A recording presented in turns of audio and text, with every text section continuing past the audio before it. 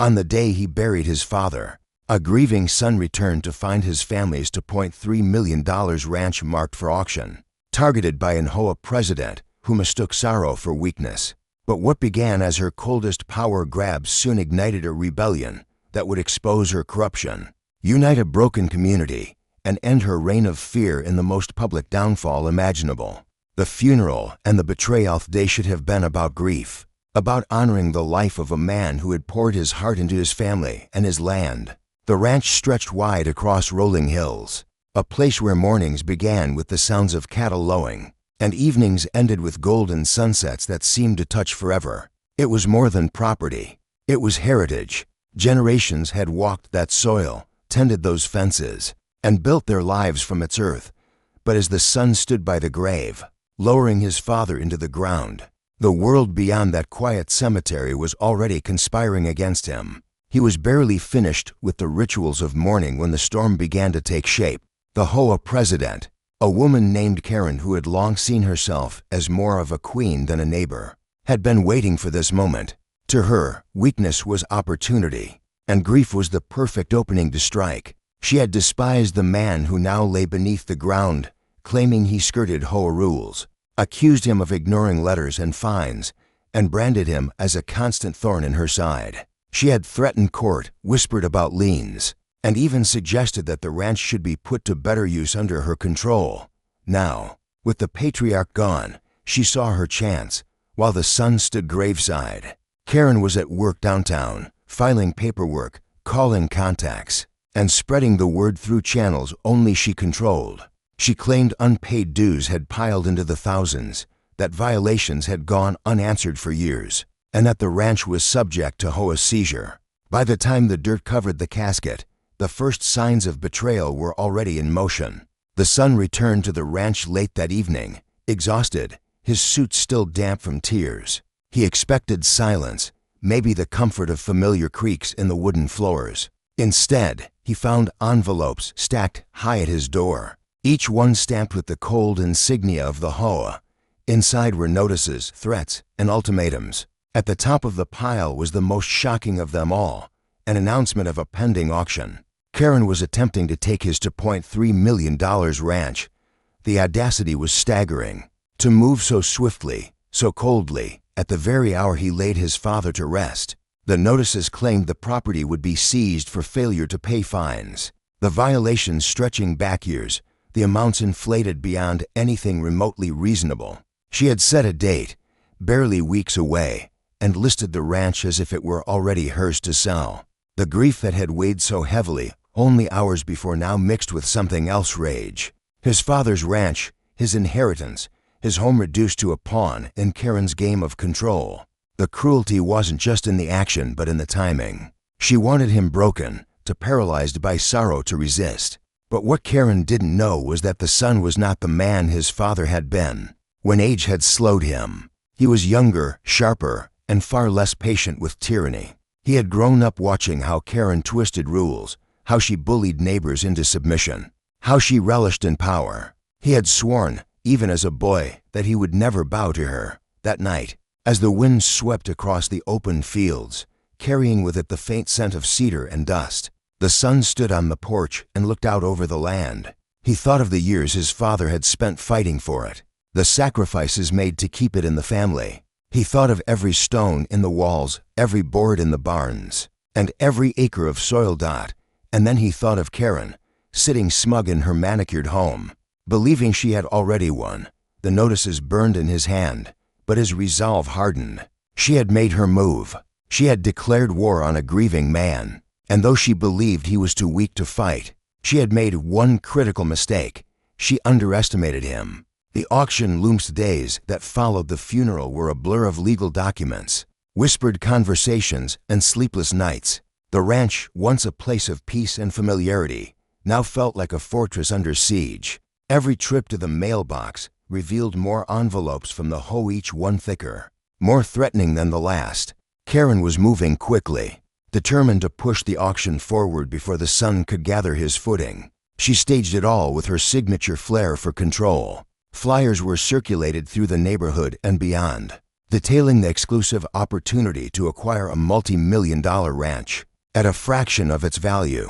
Real estate agents whispered about it, investors called in with interest, and rumors spread like wildfire. To the outside world, it looked as though Karen was simply enforcing the rules of her association. To those within the neighborhood, however, it was clear she was staging a public spectacle to prove her dominance. Neighbors whispered but did little. Some pitied the son, some feared Karen, and others secretly hoped the ranch would fall into new hands that might make the HOA's life easier. After all, Karen had painted the family as rebels for years, accusing them of refusing to follow community guidelines, neglecting aesthetic standards, and ignoring HOA fees. Few dared to question whether those claims were even true. But the son wasn't idle. Behind closed doors, he was building a case of his own. He poured through his father's records late into the night, stacks of receipts, tax filings, and correspondence spread across the dining table. What he discovered was telling. His father had kept meticulous records, documenting every payment, every inspection, every letter exchanged with the HOA. There were canceled checks showing dues had been paid in full, photographs disproving supposed violations, and even correspondence revealing Karen's personal vendetta against the family. Karen had built her empire on intimidation and half-truths, but now her lies were unraveling. Still, the son knew the truth alone wasn't enough. Karen had influence connections with the county clerk's office, friendly contractors, even a lawyer who had helped her enforce her will in the past. She had built a network designed to protect her. To beat her, he needed more than evidence. He needed allies. He began reaching out to neighbors quietly, those who had once been victims of Karen's tactics. One by one, they began to share their own stories in reasonable fines, sudden property assessments, harassment that went unreported out of fear. The stories matched a pattern. Karen wasn't just targeting him. She had been abusing her power for years. As the days passed, his determination hardened. The auction wasn't just about saving the ranch anymore. It was about exposing Karen for what she truly was. Meanwhile, Karen prepared with the confidence of a conqueror. She held HOA meetings where she gloated about the upcoming sale, framing it as a victory for order and a reminder that no one was above the rules. She dismissed murmurs of discontent, silencing board members who dared to question her methods. In her mind, the ranch was already hers to take, a trophy to display as proof of her authority. But arrogance blinds. She didn't see the growing resistance beneath her. She didn't notice the quiet glances exchanged by neighbors or the late-night gatherings at the ranch. She didn't realize that while she prepared her stage, the sun was laying the foundation for her downfall. The auction date loomed closer, printed on every notice in bold red ink. It was less than 2 weeks away. For Karen, it was the culmination of years of grudges. For the son, it was the deadline to act. As he stood on the porch one evening, the sun setting over the rolling fields his father had cherished, he felt the weight of both grief and duty pressing on his shoulders. This wasn't just about property. It was about legacy, about standing against the tyranny that had stolen peace from his community for too long. The ranch would not be sold, not while he still drew breath, and when the day of the auction came, it wouldn't be Karen standing triumphant. It would be her downfall. Allies in the shadows. The ranch became a war room. The son, once reluctant to even raise his voice against neighbors, now found himself at the center of a quiet rebellion. He had no uniform, no badge, no title, only truth and determination. But in a neighborhood long dominated by Karen's intimidation, truth alone was a powerful weapon. One by one, allies emerged. The first was a retired attorney who had once served on the HOA board, but resigned after clashing with Karen. He knew the bylaws better than anyone and had quietly kept records of meetings, minutes, and violations of procedure. When he laid them out on the ranch's kitchen table, the web of corruption became clearer. Karen had been bending rules, falsifying votes, and using HOA funds for personal gain. The second was a widow who lived 3 houses down.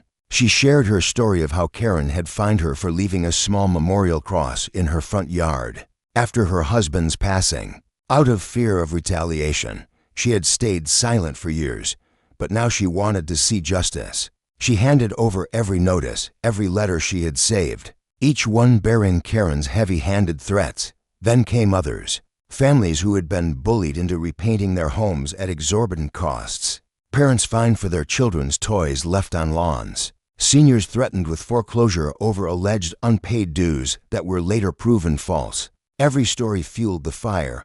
Every document became another piece of ammunition. The Sun began compiling everything into a case file so thick it could no longer be ignored. What had once been a private battle was now transforming into a community reckoning. And the ranch, his father's land, became the symbol of defiance. But Karen was not blind to the murmurs. She noticed doors closing when she walked by, hushed voices when she entered meetings. The same fear that had always silenced the neighborhood now seemed to be slipping through her fingers. To reassert control, she doubled down. She mailed new violation notices in bulk, targeting those she suspected of siding with the Sun. She called emergency HOA meetings at odd hours, forcing votes that favored her power. She even threatened lawsuits against anyone spreading false claims about her leadership. The tension was palpable. What once felt like a quiet suburban neighborhood now buzzed with the energy of impending conflict. Lawns were kept pristine not out of pride, but out of fear of drawing attention. Neighbors moved cautiously, knowing Karen was watching. Through it all, the Sun remained calm, even calculating. He had something Karen didn't: patience. While she grew louder and more reckless, he stayed quiet, letting her weave her own noose. Every threat she made, every new violation she issued, he documented carefully. And behind the scenes, he coordinated with his allies, planning something far greater than just blocking the auction. The turning point came when one of Karen's closest confidants, a board member, who had always voted in her favor, broke ranks. He arrived at the ranch late one night, documents in hand. He had grown tired of Karen's manipulation, tired of watching families suffer. He revealed secret emails, showing Karen coordinating with a real estate developer to ensure the ranch was sold cheaply and flipped quickly. The plan was clear. She wanted to profit personally from the auction. That was the crack in her armor they needed. The Sun now had evidence of not just abuse of power, but outright corruption. And with the auction date approaching, he saw an opportunity. Rather than fight behind closed doors, he would take the battle to the public stage. He contacted the local news station, hinting at a story of HOA corruption and a wrongful property seizure. Reporters, eager for a scandal, agreed to attend the auction. He reached out to county officials, presenting enough preliminary evidence to spark curiosity. And, perhaps most importantly, he spread word quietly among neighbors. The day of the auction would not be the day Karen triumphed. It would be the day she was exposed. The night before the auction, the ranch was quiet, the fields glowing silver under the moonlight. But inside, the air was electric with anticipation. Stacks of documents were ready, allies prepared to speak, cameras primed to roll. The Sun stood at the heart of it all, heavy with grief for his father but steady in his resolve. For years, Karen had ruled with fear, but tomorrow, fear would no longer be her weapon. Tomorrow, her downfall would begin in front of the very people she sought to impress. The auction showdown. The morning of the auction dawned bright and deceptively calm. The ranch, usually a place of quiet work and open skies, now buzzed with unfamiliar energy. Cars lined the road leading to the property, their polished exteriors glinting in the sunlight. Wealthy investors, opportunistic developers, and curious onlookers spilled out, eager to witness what they believed would be the acquisition of a multi-million-dollar estate. At a bargain price. Karen arrived early, strutting with the confidence of a queen preparing to claim her throne. She wore her authority like armor, barking orders at volunteers and posturing for the crowd. She greeted county officials with exaggerated politeness, eager to appear legitimate. Every detail had been carefully arranged to send one message: she was untouchable. The Sun, however, was prepared. He stood near the barn, calm and unyielding, flanked by allies who had once been silent victims, but now stood united. To the casual observer, he appeared outnumbered, a grieving Sun standing against an institution. But beneath the surface, everything had been set in motion. Reporters had already begun setting up their cameras, adjusting microphones, and preparing to broadcast what they thought would be a simple property dispute. The county clerk's representative shuffled nervously, Sensing tension, but unaware of the storm about to break, neighbors stood scattered in small groups, whispering nervously, torn between their fear of Karen and their curiosity about the outcome. The auctioneer cleared his throat, stepping up to the podium. Karen positioned herself front and center, a smile tugging at her lips. She had waited years for this moment, the symbolic toppling of the family that had defied her. As the auctioneer began his formalities, Karen's gaze swept across the crowd, soaking in the spectacle. Then, at the precise moment the first bid was about to be called, the son stepped forward. His voice carried not with anger, but with clarity and precision. He didn't need theatrics, the truth would be his weapon. In his hands, he held a stack of documents, each one a shard of Karen's corruption. He began with the basics, proof that his father had paid the HOA dues in full, receipts and canceled checks that dismantled Karen's claim of unpaid fees. The crowd shifted, murmurs spreading as the foundation of her case cracked. He then revealed the notices, fines, and fabricated violations Karen had issued not just against his family, but against countless others. Each page told a story of harassment and exploitation. Karen tried to interject, her voice rising in shrill protest, but he pressed on louder now, handing copies to reporters who eagerly snapped photographs. The evidence was irrefutable. Then came the final blow. The emails, exposed in black and white. Karen's correspondence with the developer revealed her scheme to force the ranch into foreclosure, sell it at auction for pennies on the dollar, and split the profit. Gasps rippled through the crowd. The county clerk's representative paled, realizing they had nearly sanctioned a fraudulent sale. The reporters seized the moment, cameras flashing as they swarmed Karen, demanding answers. Neighbors who had long been silent found their voices, shouting their own grievances, recounting their own stories of Karen's abuse. The air shifted. What had once been a carefully controlled performance for Karen had spiraled into chaos, and she was at the center of it all. Karen tried to regain control, raising her voice, waving her arms, but the more she spoke, the deeper she sank. Her denials contradicted the evidence. Her anger betrayed her. What had once been her strength, her commanding presence, now exposed her as desperate and unhinged. The auctioneer, overwhelmed, halted the proceedings. The county officials announced an immediate suspension of the sale pending investigation. What had begun as Karen's day of triumph had transformed into a public spectacle of humiliation. The son stood quietly at the edge, his role complete. He hadn't needed to shout or threaten. He had simply unveiled the truth and let Karen destroy herself. Neighbors who once avoided his gaze now approached, some with apologies, others with gratitude. The tide had turned, and the once feared HOA president now stood alone, cornered by her own arrogance. But though the auction had been stopped, the war was not yet over. Karen still held power within the HOA, and people like her rarely surrendered quietly. She would lash out, regroup, and fight to maintain control. And the son knew this. The battle had been won, but the war for justice was only just beginning. Karen strikes back. Humiliation was not something Karen tolerated. For years, she had built her rule on intimidation, control, and an unshakable belief that she could never be touched. But after the disaster of the auction, her empire trembled. The headlines painted her as corrupt, neighbors whispered openly about her downfall, and her board members, once obedient pawns, began to waver. Yet Karen was not one to surrender. When cornered, she became more dangerous. Within days of the auction's collapse, a new wave of retaliation swept through the neighborhood. Violation notices appeared on doorsteps overnight, delivered in stacks so thick they seemed absurd. Lawn measurements, paint discrepancies, garbage can placements, every trivial detail was weaponized into a fine. Those who had spoken against Karen at the auction received the worst of it. Threats of foreclosure filled their mailboxes.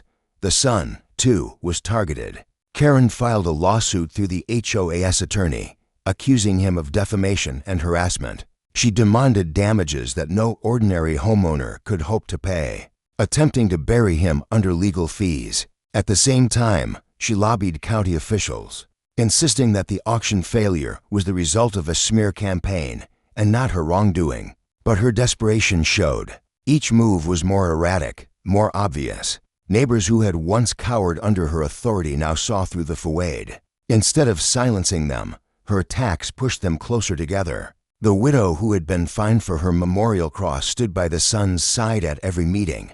The retired attorney countered Karen's legal threats with motions of his own, revealing flaws in her filings. Even the disillusioned board member who had leaked her emails began rallying others to demand a vote of no confidence. Karen, once feared, was becoming isolated. But isolation only fueled her rage. Late one evening, the son returned to the ranch to find tire tracks carved into the driveway and spray paint scrawled across the barn doors. The message was crude, threatening, a sign that Karen or those loyal to her were willing to escalate beyond paperwork and fines. It was intimidation in its rawest form. But instead of frightening him, it steeled his resolve. The son installed cameras, fortified the property, and doubled down on gathering evidence. He began recording every HOA meeting, archiving every notice, documenting every escalation. What had started as a fight for his father's ranch had become something larger. A mission to dismantle the reign of terror Karen had inflicted on the entire community. And slowly, the cracks widened. Local reporters returned, eager to cover the unfolding drama. What had begun as a single scandal now grew into a story of systemic abuse, corruption, and intimidation within homeowners' associations. Karen, once portrayed as the iron-fisted leader, was now painted as the villain of a suburban tragedy. Still, she clung to power with white-knuckled desperation. She stormed into meetings, shouting down dissenters. She threatened lawsuits against news outlets. She spread rumors about the son, claiming he was unstable, unfit, a danger to the community. But her words rang hollow now, drowned out by the weight of evidence against her. The climax came at a special HOA meeting called to address the growing chaos. The community hall was packed, every chair filled, neighbors lining the walls. Karen sat at the head of the table, rigid and seething, while the son stood among the residents. For the first time, the balance of power had shifted. The residents demanded answers. Why had funds been misused? Why had violations been fabricated? Why had she attempted to sell a family's ranch under false pretenses? One by one, the questions piled up, each one chipping away at her defenses. Karen shouted, deflected, denied, but the documents the son presented made denial impossible. The vote came swiftly. The board, once her loyal circle, turned against her. With a majority decision, Karen was stripped of her title as HOA president.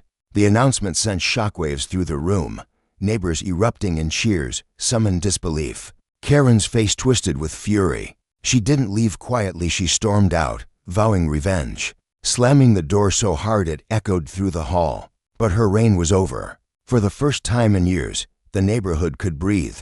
The son returned to the ranch that night exhausted but triumphant.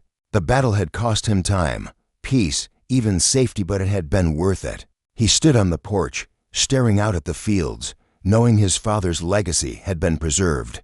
Yet deep down, he also knew Karen's story wasn't finished. People like her didn't simply vanish into silence. She would scheme, retaliate, and attempt to claw her way back. But now, the community was united, and her grip was broken. The war had been won. All that remained was to ensure the scars healed, and the ranch and the neighborhood would finally know peace. The final reckoning in the days that followed Karen's removal. The neighborhood felt different. The air was lighter, the streets quieter. The constant tension that had hovered over the community finally starting to dissolve. Neighbors who had once hidden behind closed blinds now greeted each other in their driveways. Children played outside without fear of fines. For the first time in years, the neighborhood felt like a place where people could live freely, not under the shadow of one woman's rule. But peace was fragile, and everyone knew Karen was not gone. She lingered like a storm on the horizon, unseen but inevitable. Whispers spread that she was gathering allies outside the HOA, stirring up contacts in the county, even attempting to leverage her remaining influence to file appeals. Her lawsuits still hung in the air like dark clouds. Her threats still carried in hushed conversations. Then came the night when the storm finally broke. The sun had just finished locking the barn, when the sound of engines cut through the stillness. A caravan of unfamiliar vehicles pulled into the neighborhood, headlights flooding the streets. At the center of it all was Karen, stepping out with the smug arrogance of someone who believed the battle wasn't over. She carried documents, court filings, and a handful of strangers she claimed were officials here to enforce her authority. But what she hadn't counted on was the shift that had already taken place.